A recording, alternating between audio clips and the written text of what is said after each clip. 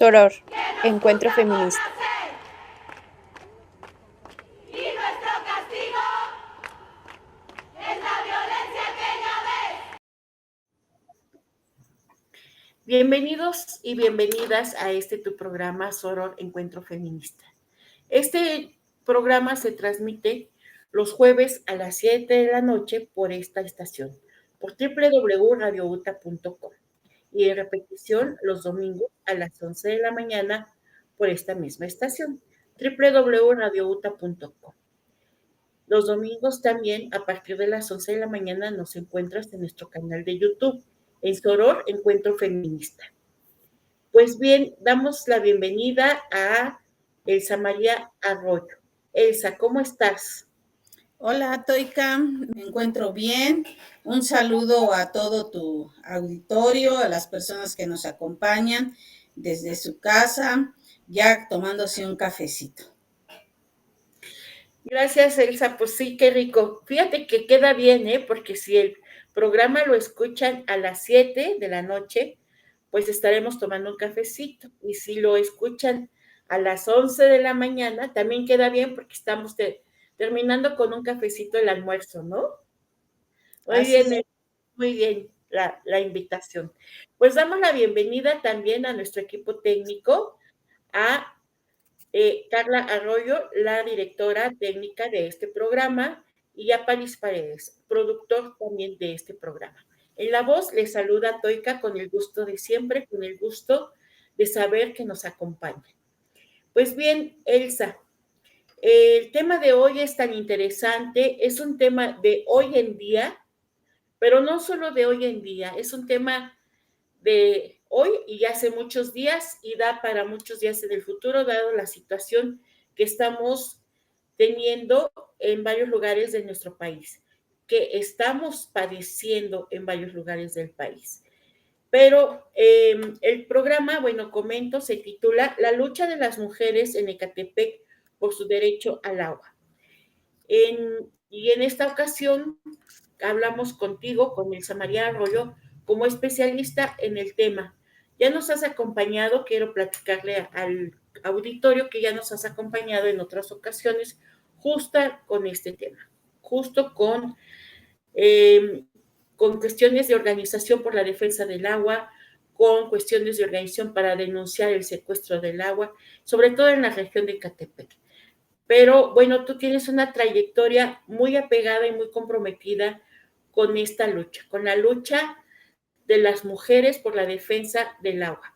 Elsa, platícanos un poco, recuérdanos quién eres, quién es Elsa María Arroyo y tu trayectoria en este sentido.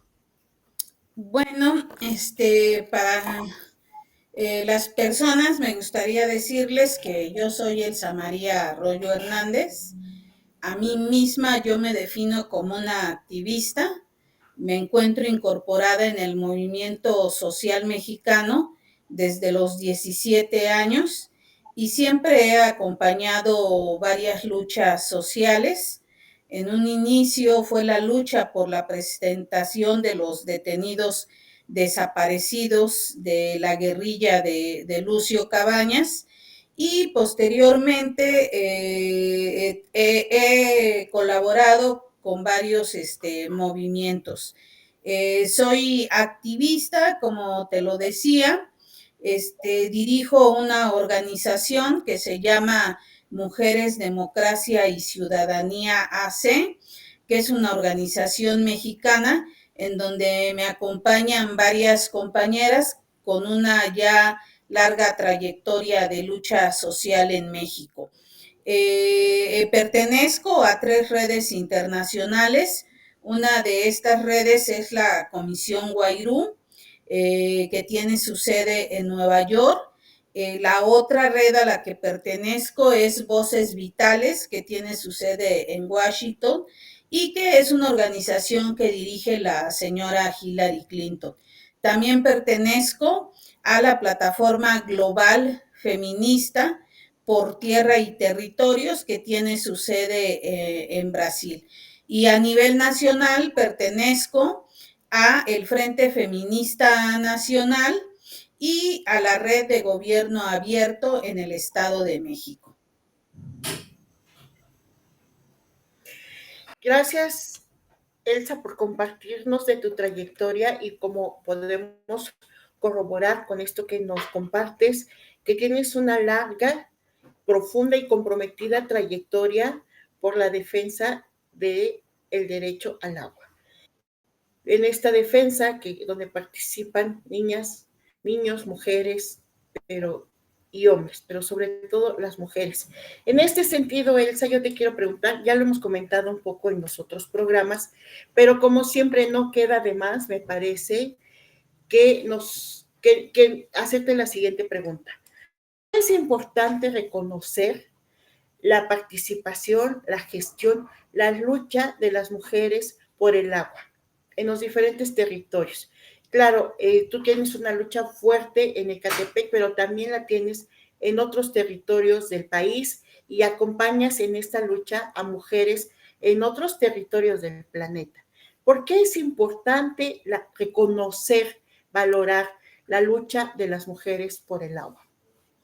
Mira, hay diversas investigaciones y notas periodísticas que han hecho referencia a que la lucha en América Latina, la lucha por la defensa al derecho humano al agua, está encabezada y dirigida por las mujeres en muchos territorios de América Latina y del mundo.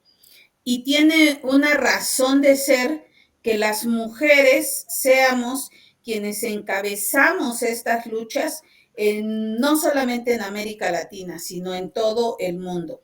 Y esta razón es muy importante porque justo por nuestra posición y condición social que tenemos las mujeres, por nuestra condición de género, estamos dedicadas al cuidado de nuestras casas y realizamos labores de cuidado que necesariamente requieren agua, ¿no?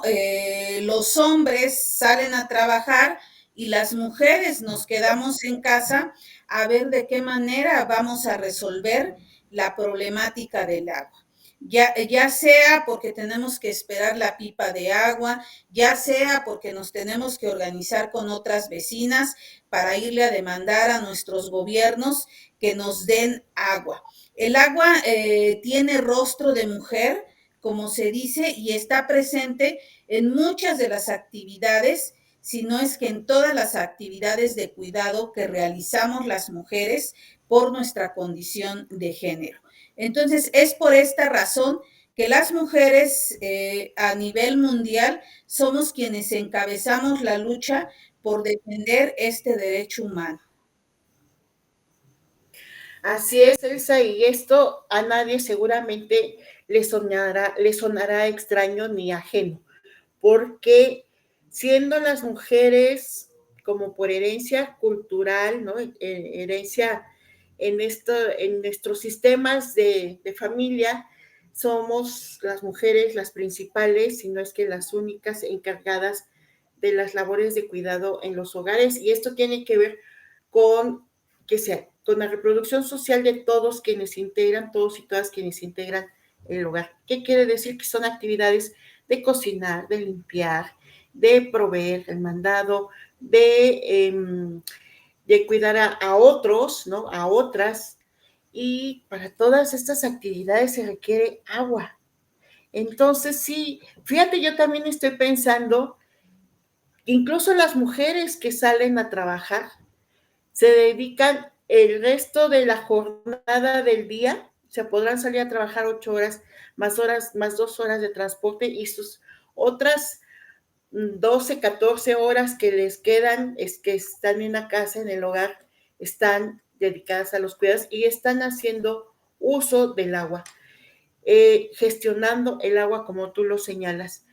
Esta situación, pues sí, deja, como lo bien lo señalas, en manos de las mujeres, en su organización, en a ver cómo se acercan al agua, sobre todo en estos territorios donde se carece del agua. Hoy en día vemos que estos territorios aumentan. Vemos que la escasez del agua está más presente en más territorios, en más hogares. Te quiero preguntar también, como de manera introductoria, Elsa, esto que viven las mujeres, que vivimos las mujeres en nuestro territorio, en México, ¿sucede en otras partes del mundo? Sí,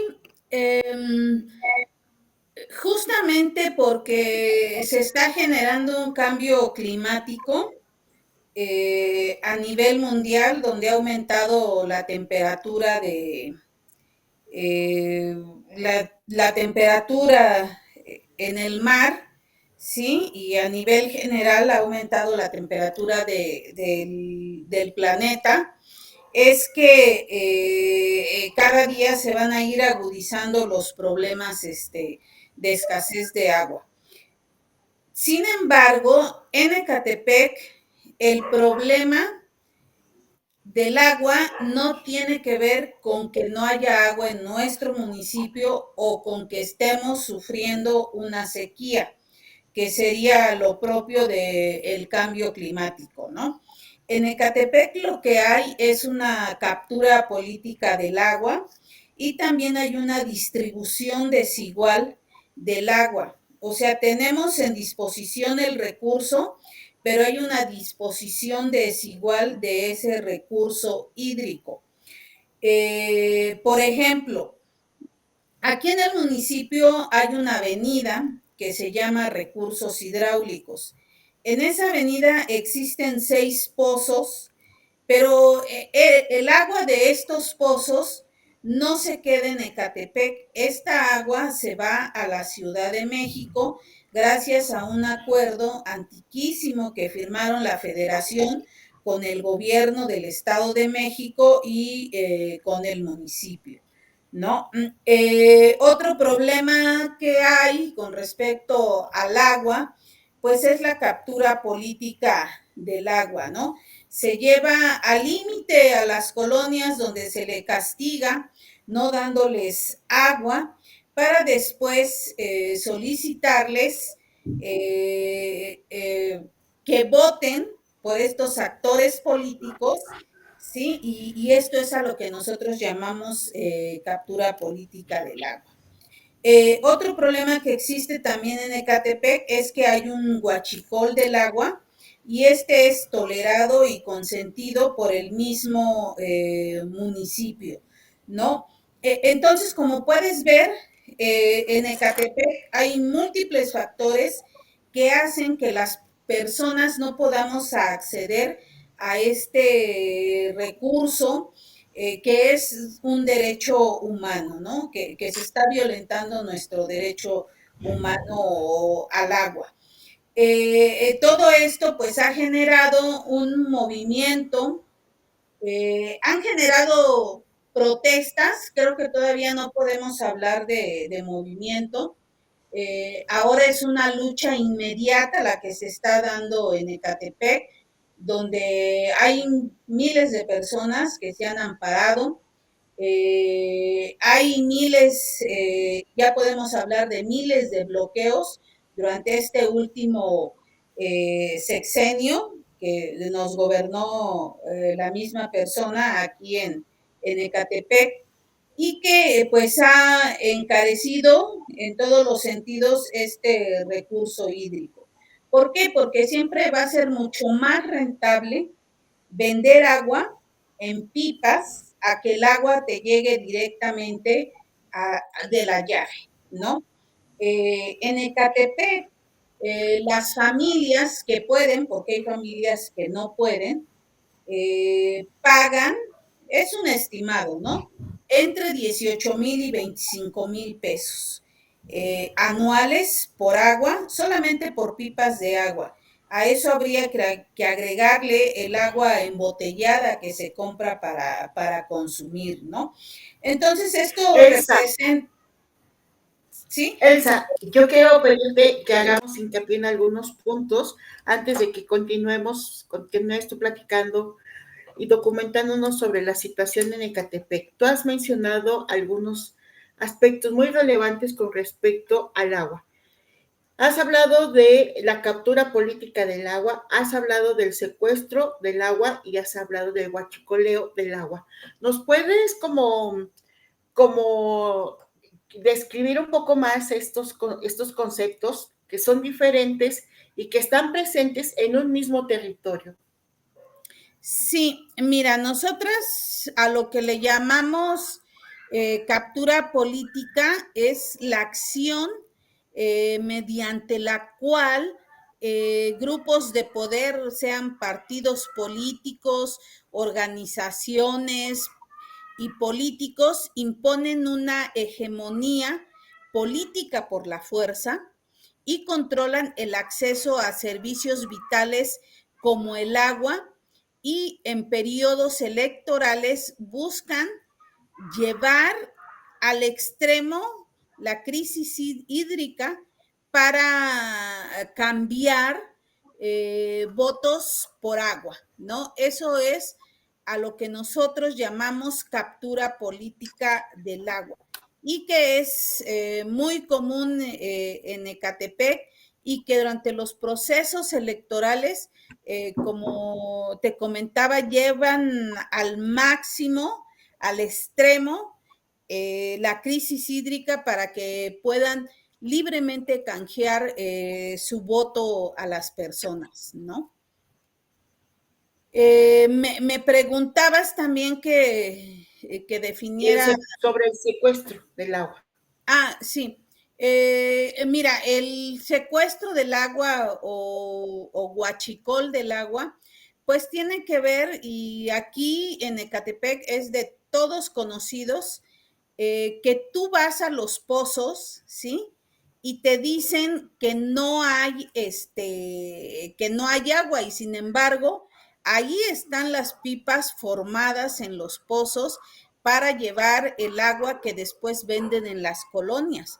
Entonces, esa es una muestra clara de que en Ecatepec hay agua, pero hay un control sobre ella por todos estos grupos que ya mencioné en la captura política, porque es mucho más rentable para el municipio que la gente pague agua por estas cantidades que te acabo de mencionar, de entre 18,000 y 25,000 pesos.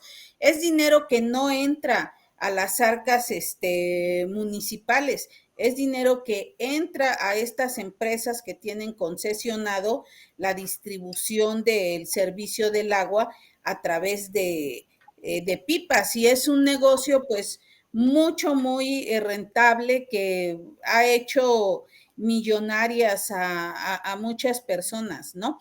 Y en este tema del agua están involucrados autoridades, partidos políticos, organizaciones, líderes incluso comunitarios, ¿no? En algunas colonias se ha sabido que a los líderes a los líderes o lideresas se les da una cuota porque permitan la entrada de pipas de agua, ¿no? Entonces, como puedes ver, es un negocio que tiene la posibilidad de darle ingresos a muchas personas a costa de la pobreza de los habitantes de Ecatepec, ¿no? Por eso también nosotras decimos que las ciudades que no tienen acceso al agua son mucho más pobres, porque los habitantes tienen que destinar muchas veces más del 30% de sus ingresos a la compra de pipas de agua, ¿no? Este es un dato que tienes muy documentado, ¿no? Además de que en estas revisiones, en estos estudios que tienes, a los que tienes acceso y los propios que has generado, por un lado afirmas el agua tiene rostro de mujer, pero por otro lado también ya tienes tú muy contabilizado, muy con los datos duros, cómo la escasez del agua genera pobreza, así como lo vienes señalando. porque sí, el pagar agua pues representa un gasto del ingreso, ¿no? Del ingreso de las familias o del ingreso personal. ¿Nos pueden repetir estos datos de de cuánto son los gastos estimados para comprar el agua? En comprar en agua, ¿cuánto se gasta? Mira, un tinaco de 1,100 litros te puede llegar a costar hasta 500 pesos o 800 pesos, ¿no? Yo coticé, porque nos quedamos cerca de 3 meses sin agua, y yo coticé con una empresa en cuánto me costaba el agua, porque el agua que estaban trayendo las pipas estaba muy sucia, ¿no? Incluso se rumoraba que era agua tratada y que era agua también de albercas, ¿no? Entonces yo dije, bueno, voy a buscar una empresa que me dé una mejor garantía de que el agua es de mejor calidad. Sin embargo, cuando pregunto cuánto vale un tinaco de 1,100 litros, pues me dicen, le vale 800 pesos, ¿no? Entonces, es algo que está lejos de mi presupuesto, ¿no? Quien lo puede comprar, pues evidentemente lo va a comprar, ¿no? Entonces, nosotras hemos visto que las personas destinan el 30% de sus ingresos, ¿sí? Para la compra de pipas de agua. En algunas ocasiones es mucho más, depende de quiénes sean estas personas, ¿no? Porque, por ejemplo, una persona que está enferma y que tiene la posibilidad de comprar agua, porque hay gente que no tiene la posibilidad de comprar agua, sí, pues si está enferma tiene que tener absoluta limpieza, lavando sábanas, teniendo un baño diario, etcétera. Tiene que cubrir muchas medidas higiénicas, ¿no? Si una mujer está dando pecho, como se dice, pues igual debe de tener cierta higiene, ¿no? Si una mujer o una niña está menstruando, pues también debe de tener una mayor higiene, ¿no? Si tenemos niños, pues los tenemos que bañar. Claro, yo siempre puntualizo esto, siempre y cuando tenga los recursos para comprarlo, porque si no tiene los recursos, no va a comprar el agua y a lo mejor no se va a bañar y va a tener complicaciones con esa herida o con esa lactancia o con ese periodo menstrual, ¿no? Entonces, aquí es importante como hacer una notita y decir, también la falta de agua vulnera nuestros derechos sexuales y reproductivos en el caso de las mujeres. Si bien es cierto que tanto a hombres como a mujeres nos afecta la falta de agua, sí hay una cuestión diferenciada en cómo nos afecta la falta de agua a mujeres y a hombres, ¿no? ¿Qué mayor violencia, Toika, no puede haber el que una niña hoy no haya podido asistir a clases porque está menstruando, ¿sí? O tiene su periodo y no tiene agua para bañarse? Ese es un hecho profundamente violento, ¿sí? Violento. Ahora, sí. En el caso de las personas de la tercera edad que les dan su pensión, ¿sí? Aquí en el comedor comunitario que tenemos muchos testimonios de personas que le destinan la mayoría de su pensión a la compra de pipas de agua, ¿sí? Entonces, esto tiene un impacto directo sobre los niveles de pobreza de las personas que no tienen acceso al agua. Así es, Elsa. Te quiero pedir, ya que estamos en este punto, que nos hagas como una nota especial, como un breve recordatorio de la situación durante el COVID, de la situación que vivieron las personas ante la escasez, ante la nula Acceso. cero agua, el nulo acceso al agua durante el COVID. Sí, Tú tienes miren, documentado esto. en Ecatepec se vivió una emergencia muy grave. Fuimos uno de los municipios con altas tasas de mortalidad y de contagio, porque al ser el agua un bien para combatir el COVID, el gobierno municipal decidió cerrar la llave del agua, ¿no? Y entonces dijo, el que quiera agua, que la compre, ¿no? Y una de mis colonias fue afectada de esta manera, ¿no? Nosotras regularmente tenemos agua, nunca habíamos tenido problemas de escasez de agua hasta que llegó el COVID y nos quitaron el agua 2 semanas, ¿no? Y pues la gente entró en pánico porque si uno de los medios para protegernos del COVID era el agua, porque nos teníamos que lavar las manos, nos teníamos que bañar, etcétera, etcétera, y no teníamos acceso a ese recurso hídrico, ¿no? Y bueno, esto está, como te digo, claramente documentado en los altos índices de mortandad y de contagio que hubo en el municipio. Nuestro municipio, no recuerdo ahora si estuvo dentro de los 3 primeros lugares de contagios y muertes por COVID, ¿no?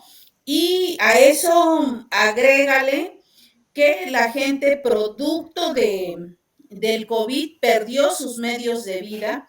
Entonces la gente tampoco tenía dinero para comprar pipas de agua, o sea, no podíamos acceder al agua. Entonces, esto te habla de la situación tan precaria en la que nos encontramos los habitantes de Ecatepec en ese periodo, pero también que aún ahora seguimos estando en estas condiciones precarias porque la problemática del agua no se ha resuelto del todo en el municipio, ni se resolverá, porque para resolver este problema no solamente se requiere de la voluntad política, sino también se requieren de recursos, ¿no?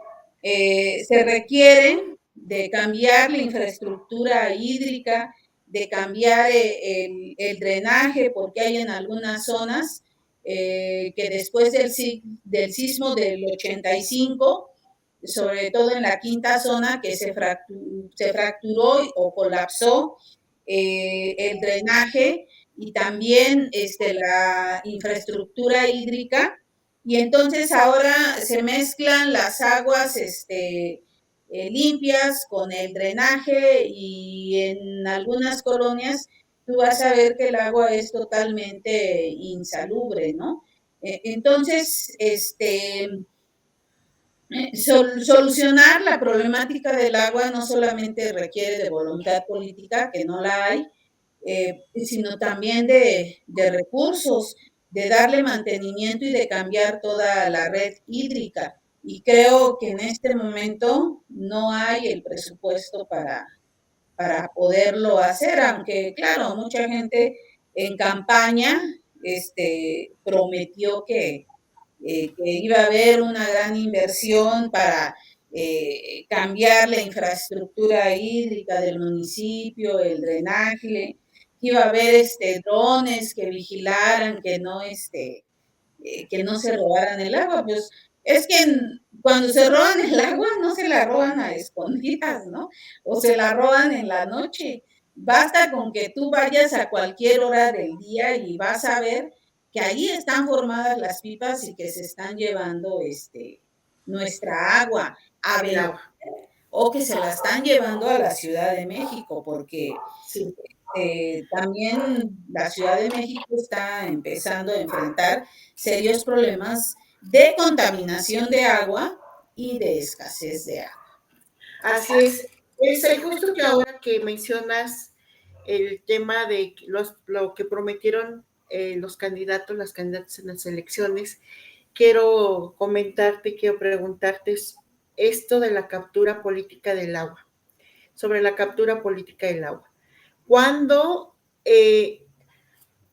no hubo un acuerdo durante el periodo electoral, no hubo alguna firma, algún memorándum que se realizara donde se garantizara que estas promesas con respecto al agua se cumplieran, por un lado, y por otro lado, coméntanos también de la campaña que ustedes emprendieron sobre democracia, sobre agua, sobre las votaciones. Sí, mira, nosotras hicimos una campaña que se llamó Sin agua no hay elecciones ni democracia, y era un llamado a la acción, porque no podemos hablar de sociedades democráticas cuando las personas no podemos acceder a este derecho humano como puede ser el agua, ¿no? Yo creo que esto habla de lo profunda o antidemocrático que es nuestra sociedad, ¿no? Por un lado nos están pidiendo votos para acceder al poder, pero por otro lado no tenemos agua, ¿no? Aquí regularmente las casillas en Ecatepec se instalan en escuelas, ¿no? Y en ese periodo electoral había un gran número de escuelas que no tenían agua, ¿no? Y eso que implica que las personas que son funcionarias de casilla tienen que ir a sus casas al baño, no sé de casos que lleven como en Nezahualcóyotl, que los niños para ir a la escuela tenían que llevar su cubeta de agua, ¿no? No se han dado estos casos tan extremos en Ecatepec, pero nosotras decíamos, ahora solamente falta que para ir a votar llevemos nuestra cubeta de agua por si se nos ofrece pasar al baño, ¿no? Entonces, la campaña lo que buscaba era visibilizar en los candidatos a los diversos puestos de elección popular la problemática del agua, pero también decirles que no puede haber sociedades democráticas si no tienen acceso a este derecho humano tan básico como es el agua, ¿no? Entonces, originalmente la campaña se planteó como la posibilidad, porque la gente estaba muy molesta en las colonias donde no había agua, y decía, vamos a impedir la instalación de casillas, ¿no? Entonces, la campaña surge de la necesidad de encauzar todo ese molestio y ese enojo para que no se derivaran en actos violentos el día de la jornada electoral, ¿no? ¿Te parece que dejamos correr el video para que lo escuchen y para que lo miren también cuando estén accediendo a YouTube? ¿Te parece? Adelante, entonces.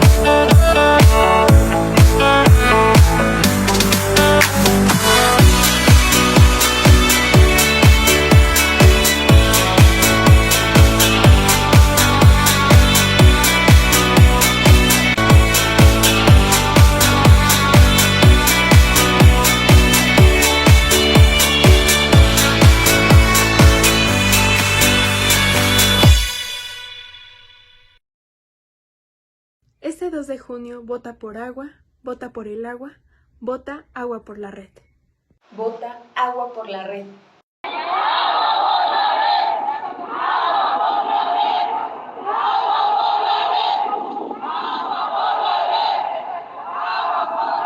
Pues pues una campaña bastante elocuente, bastante comprometida, con un fuerte llamado sobre el derecho al uso, sobre el derecho humano al agua. Esta campaña titulada Sin agua no hay elecciones ni democracia. Una campaña reciente para estas elecciones de este junio del 2024.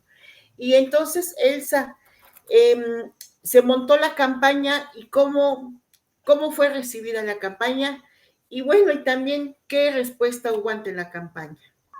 Sí, mira, para la campaña elaboramos un decálogo de 10 puntos, o de 10 compromisos, y invitábamos a los actores políticos a que firmaran estos compromisos, ¿no? Por el agua. Y bueno, algunos actores accedieron a firmar, hubo otros que no.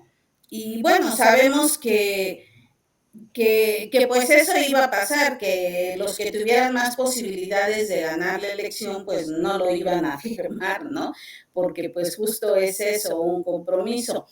La campaña, yo creo que por la gente que está metida en el tema, fue bien recibida porque por primera vez en la historia del México moderno, estábamos haciendo un llamado a votar por una causa social y no por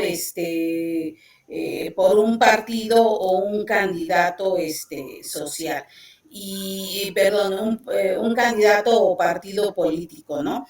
Estábamos haciendo un llamado a que la gente votara por el agua, ¿no? Sin embargo, también tuvimos una contracampaña muy fuerte con todos los medios y todos los recursos, donde le decían a las personas, no, porque si votas por el agua vas a anular tu voto.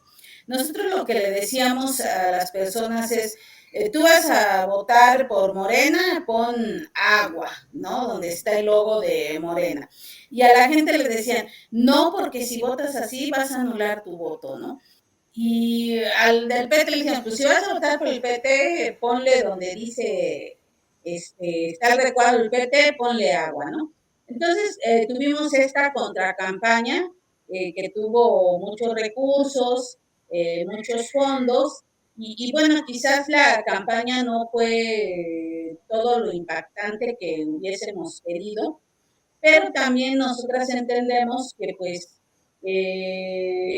hay un atraso político en la población mexicana que nos impide luchar de mejor manera porque se garanticen nuestros derechos humanos, ¿no? Todavía la gente piensa que si vota por una opción distinta a Morena, le van a quitar su pensión. Ajá, yo platicaba con un señor y él me decía, yo no sé ni por quién voté. Dice, pero a mí me dijeron que votara por Morena y yo voté por Morena, pero yo no sé ni quién es el candidato, ¿no? Y decía, es que si no votamos, no, yo le preguntaba, pero ¿por qué votó, no? Por Morena, como haciendo la reflexión, y yo le decía, le gustaron sus propuestas, le parecía que era una buena candidata, o por qué votó. Y dice, pues yo no sé por qué, ¿no? Yo ni conozco a los candidatos, pero yo voté por Morena, ¿no? Entonces, pues esto te habla pues de que existe un atraso político en términos generales en la población, porque pues deberíamos de conocer quiénes son los que aspiran a gobernar a nuestro municipio, nuestro estado, nuestro país, quiénes son, cuál es su trayectoria, etcétera, etcétera, ¿no? Pero creo que en este momento, pues estamos lejos de que algo así ocurra, ¿no? Sí, fíjate que me viene a la mente, bueno, este es un comentario. Ayer estuve en el examen profesional de una chica bióloga que justamente presentó un estudio sobre unos organismos que se encuentran en el mar, que tienen, entre otras funciones, como no regular, sino como visibilizar el cambio de la temperatura en el agua del mar, ¿no? Este cambio que tiene que ver con el cambio climático. Hay muchos estudios que se están haciendo, esto me deja ver que hay estudios en todas las áreas del conocimiento que tienen que ver con esto y el agua, el cambio climático y agua. Pero fíjate que al momento de la protesta dice, entre otras cosas, entre el texto, que las personas, en el caso de ella como egresada, como una mujer titulada en la biología, tienen la obligación de atender y revertir la ignorancia propia y la de los demás. Y creo que justamente el sentido va opuesto, ¿no? O sea, las personas en lo general, como sociedad, tenemos cada vez menos conocimiento o no nos preocupamos por deshacernos del desconocimiento. Si la pensión universal está ya contemplada en la Constitución, entonces pues vota o no vota, no te va a quitar, no va a modificar esta situación. Pero la gente pues no lo sabe y pareciera que no hay quien se lo diga, o cuando alguien se lo dice, pues tienen oídos sordos, ¿no? Y entonces también el compromiso de quienes integran la sociedad, de quienes integramos la sociedad, pues son compromisos no formales, no hay compromiso. Y entonces esto me lleva a preguntarte, Elsa, ¿quién sostiene, digo, porque ante tantos vaivenes, ante tantos desajustes, ante tanta ignorancia, pero también ante tanta negación por el acceso al derecho al uso del agua, al derecho humano al agua, ¿quién sostiene la lucha? ¿Quiénes sostienen la lucha? ¿Quiénes continúan en la exigencia? Porque el problema no se ha resuelto, está mucho más grave. Vemos la situación en Chalco, por ejemplo, ¿no? Que no es un problema también relacionado con agua, donde el agua está la inundación y tiene días. ¿Quién sostiene esta lucha que parece que no tiene tregua, pero tampoco parece que tenga solución? Mira, pues yo creo que quienes sostenemos estas luchas sociales, pues somos las personas que tenemos esperanza y que todavía creemos en un mundo mejor, ¿no? El sistema lo que busca es generar desesperanza en las personas, porque la gente que no tiene esperanza no se organiza, no lucha, no se defiende. La gente que no tiene esperanza está en un estado de inanición, ¿no? Entonces, yo soy una creyente firme de quien sostiene todas estas luchas. Somos todas estas personas que tenemos esperanza en un mundo mejor, ¿no? Porque ya, por ejemplo, hemos visto en documentales que ya hay experimentos, hay innovación tecnológica para limpiar el agua, ¿no? Pero no se hace para restaurar los océanos, los mares, pero no se hace porque detrás hay una variante económica, ¿no? O sea, es más rentable que sigamos comprando agua embotellada para las grandes empresas, es más rentable que compremos pipas de agua, es más rentable que las empresas sean quienes provean los servicios que necesitamos las personas, como puede ser la recolección de basura, ¿no? Entonces, pasando y que tiene que ver con respecto a esto del cambio climático, fíjate que México solamente emite el 1% de las emisiones contaminantes en todo el mundo, ¿no? ¿Esto qué quiere decir? que aunque México decidiéramos, todas las personas que vivimos en este país, a cambiar nuestros hábitos de consumo, en cómo nos relacionamos con la naturaleza, pues no tendría un impacto significativo, porque solamente generamos el 1% de los contaminantes, ¿no? Entonces, ¿quiénes son los grandes contaminantes? Pues son todos estos países industrializados que salen y te dicen que el cambio climático es un cuento chino, que no es cierto, que eso no existe.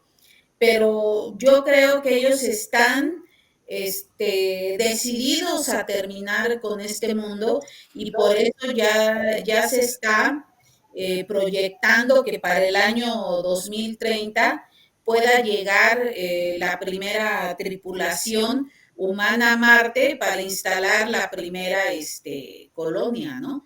En Marte. Entonces ellos están decididos a terminar con este mundo, ¿sí? Y aunque parece de ciencia ficción, pero creo que como decían en esa película, ya nos alcanzó el futuro, ¿no? Entonces, esto que parece ciencia ficción, pues es una realidad, ¿no? Que estamos viviendo, ¿no? Y de aquí me gustaría pasar al tema del cambio climático, donde por un lado, por ejemplo, en el Amazonia, hace 2 años fue duramente castigada con una sequía y nuestras compañeras de la red de Pintadas de Brasil decían, estamos muriendo de hambre por la sequía, el ganado está muriendo, ¿no? Y mientras en algunos lugares hay sequía, en otros lugares hay inundaciones por este calentamiento que tiene el planeta, ¿no?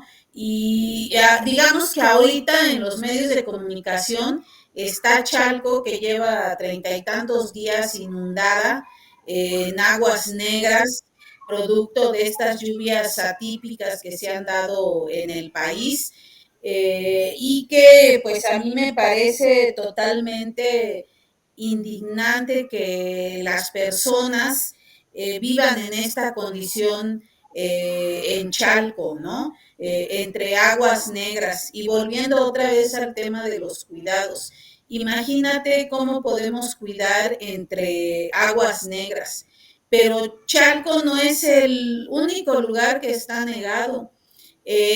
Aquí en Ecatepec tenemos inundada la laguna de Chiconautla, Ciudad Azteca, y esto es sorprendente porque para un gobierno que dice que primero son los pobres, justo los pobres somos los que estamos viviendo esta situación tan indignante, ¿no?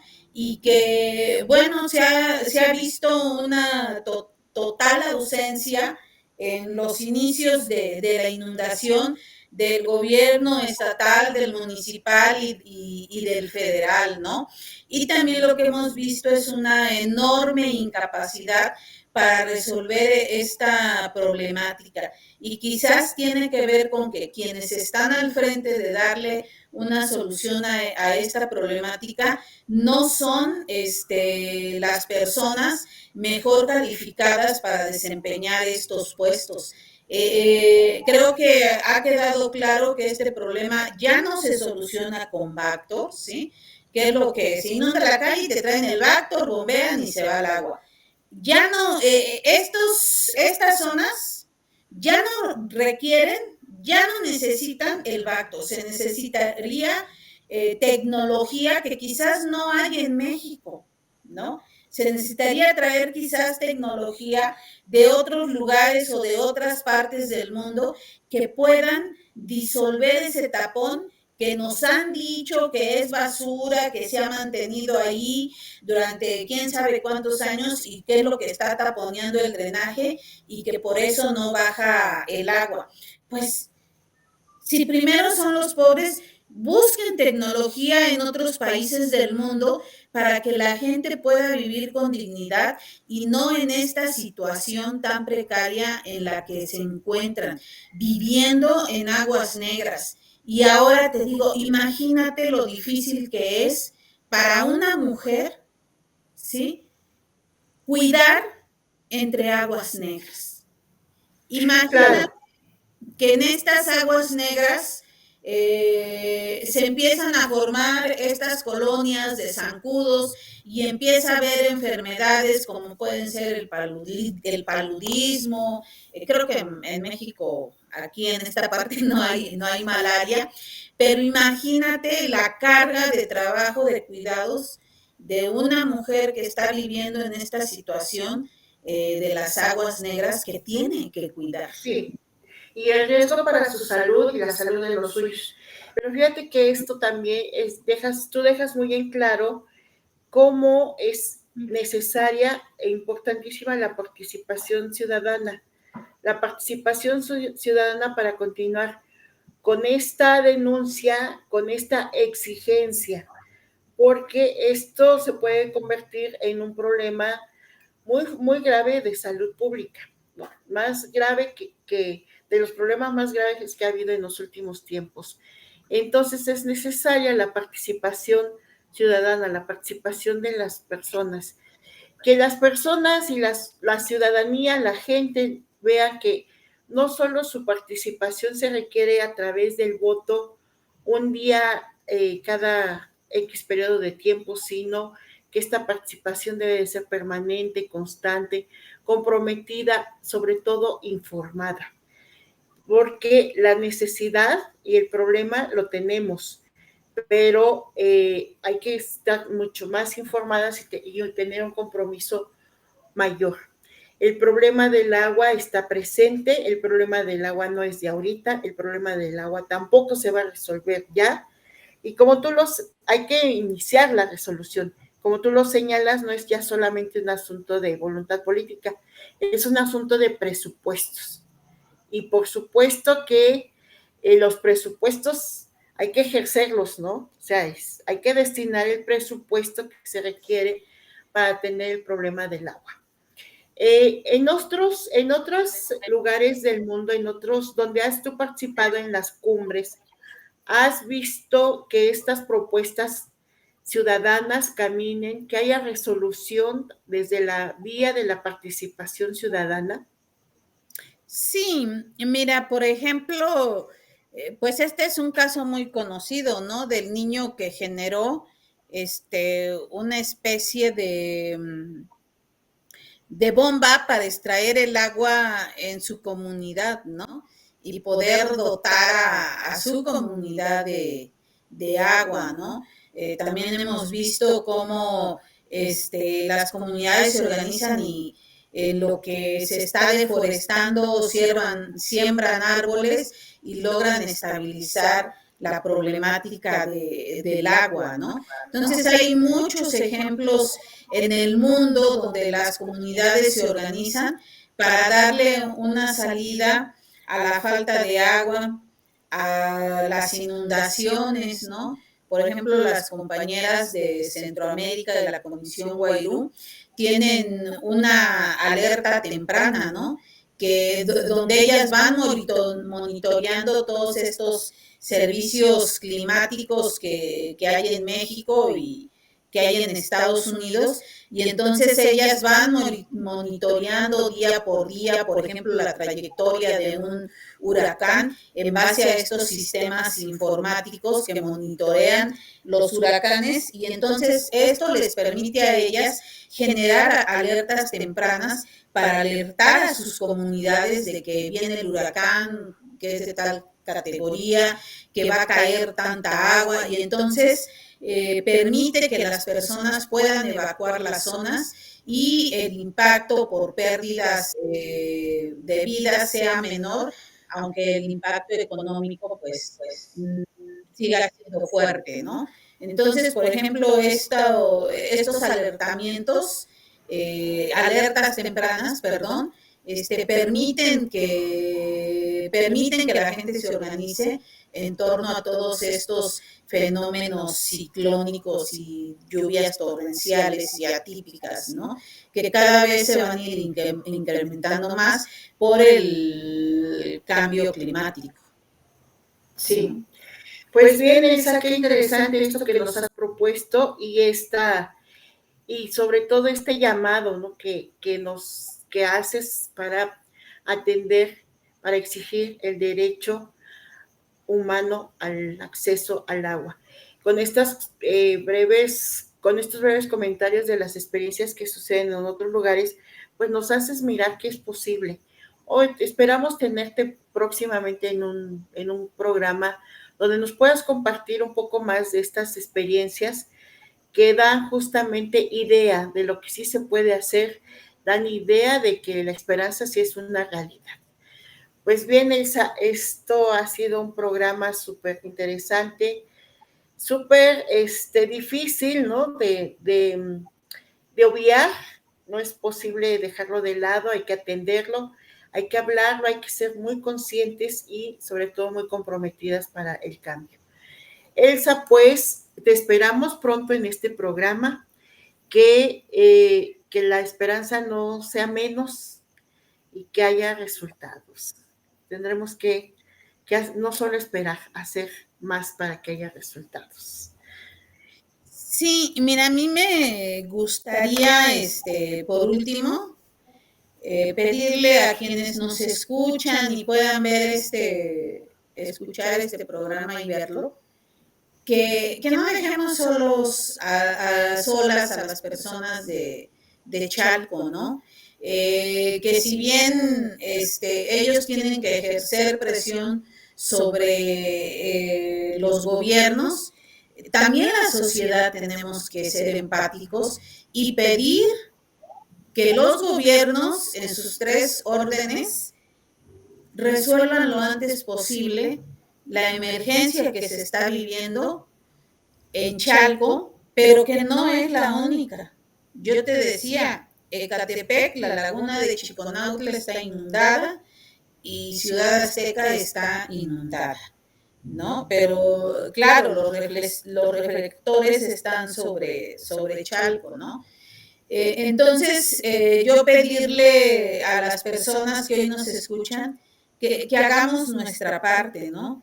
Que también ayudemos a difundir la problemática, pero también a exigirle a los gobiernos que den soluciones, porque no es posible que después de 30 días no se pueda destapar este drenaje y que si bien han querido depositar la responsabilidad sobre las personas, porque dicen es que las personas tiran mucha basura, pero también hay que decir que los sistemas de limpia municipales son muy deficientes y que en muchos municipios estos servicios de limpia están concesionados, ¿no?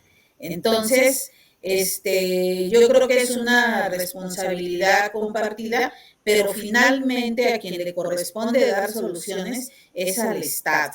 Y los ciudadanos nos tenemos que organizar para exigirle al Estado que resuelva estas problemáticas, ¿no? Elsa, muchas gracias. Pues estamos concluyendo con Elsa María Arroyo este programa que hemos titulado La lucha de las mujeres en Ecatepec por su derecho humano al agua. En la voz de Se Despide Toika, te despedimos con mucho gusto, Elsa, diciéndote, estás invitada a un siguiente programa. Esperamos que aceptes. Y sí, gracias. Nos despedimos del equipo técnico, de Carla Arredondo, directora técnica, de Paris Paredes, director de producción, y en la voz Se Despide Toika. Recuerden, este programa se transmite los jueves a las 7 de la noche y los domingos en su repetición a las 11 de la mañana por esta estación www.radiobuta.com y los domingos a partir de las 11 de la mañana en nuestra página de YouTube, en Soror Encuentro Feminista. Pues hasta pronto. Nos vemos, Elsa. Muchas gracias. Sí, hasta pronto. Un abrazo para todas. Gracias. Abrazos también para ti.